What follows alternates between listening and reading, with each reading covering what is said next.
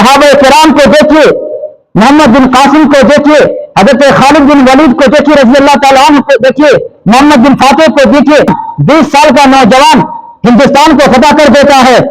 आखिर उन लोगों के अंदर ये शौक, ये तड़प, ये लगन ये कैसी थी? और हम एक है कि जवानी मिली है और रब को जवानी की इबादत पसंद है, लेकिन हमसे इबादत करने में सबसे पीछे हम रहते हैं।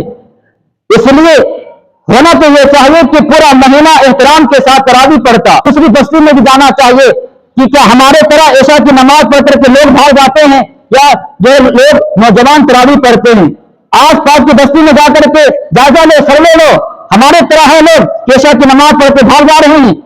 अफसोस होता है कि ये मुसलमान कहा जा रहा, कहता है कि मुसलमानों पर मुश्किलात आ रहे हैं, परेशानियां आ रही है।